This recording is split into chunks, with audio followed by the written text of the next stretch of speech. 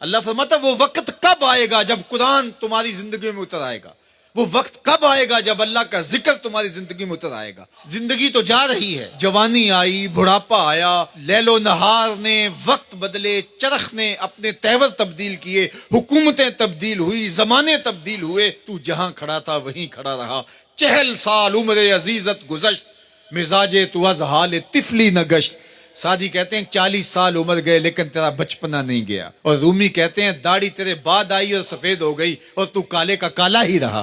تیرے اندر نور نہیں آیا، تیرے اندر روشنی نہیں آئی، یہ تیرے بعد آئی اور پھر سفید بھی ہو گئی لیکن تو ابھی تک کالے کا کالا ہے۔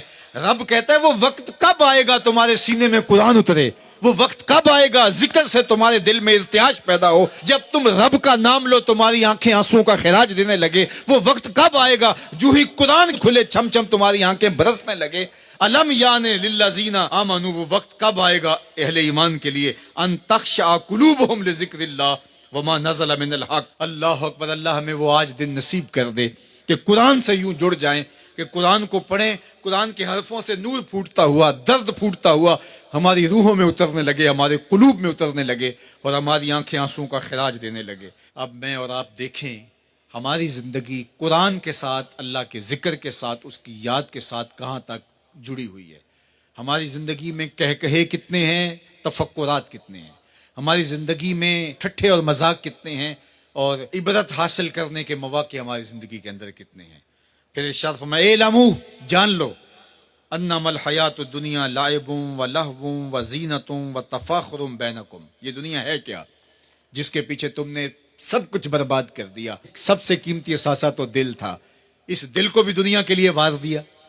یہ دل تو رب نے اپنے لیے بنایا تھا، اے دل حجرہ رب سچے دا، یہ اس سچے رب کا حجرہ تھا۔ قلوب المومن عرش اللہ، مومن کا دل تو اللہ کا عرش تھا، لیکن اس عرش پہ بھی غیروں کو بٹھا لیا تو نے۔ جو تخت اس کا تھا، جس تخت پہ اس کی تجلیات کا نزول جلال ہونا تھا، اس دل پہ درہم و دینار اور ڈالر اور پاؤنڈ اس دل کے اوپر بٹھا لیے، یہ دل کے اوپر بٹھا لیے۔ یہ دل تو حجرہ رب سچے کا تھا، تو نے اس دل کو بھی اجاڑ دیا۔ تو یہ دنیا جس کے لیے تو نے سب کچھ کیا ہے کیا؟ اعلموا، جانو، انما الحیات الدنیا لعب و لہو و زینت و تفاخر بینکم، یہ دنیا کھیل کود ہے، آرائش ہے، اور ایک دوسرے کے اوپر تفاخر کرنا ہے۔ وتکاثر فی الاموال والاولاد، فخر جتلانا، میرے بیٹے اتنے ہیں، ماشاءاللہ بڑے بڑے افسر لگے ہوئے ہیں، میرے پاس دولت اتنی ہے، میرے اتنے بنگلے ہیں، اتنا بینک بیلنس ہے، اتنے مربع، اتنی جائیدادیں ہیں۔ انسان ساری زندگی یہی کرتا رہتا ہے۔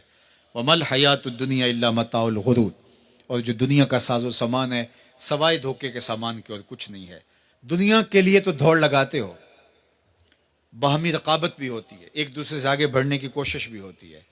اللہ فرماتا ہے آؤ مسابقت کرو، آگے بڑھنے کی کوشش کرو، الی مغفرتن، مغفرت کی طرف، من ربکم، جو تمہارے رب کی طرف ہے، وجنتن ارضھا کعرض السماء والارض، اس جنت کی طرف آگے بڑھنے کی کوشش کرو جس کی چوڑائی زمین و آسمانوں کے برابر ہے۔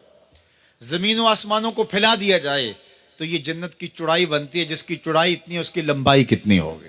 تو فرمایا اس دنیا کے لیے تو بھاگتے ہو جو ختم ہو جانے والی ہے، آؤ بھاگو اس جنت کی طرف جس کی چوڑائی زمین و آسمان کے برابر ہے۔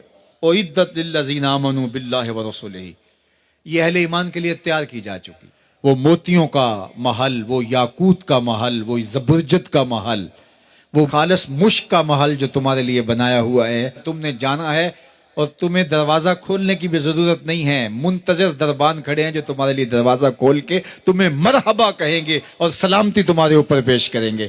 وہ تمہارے لیے تیار کر چکا ہے۔ اصل تو زندگی وہ زندگی ہے، لیکن تم کس دنیا کے پیچھے بھاگ رہے ہو؟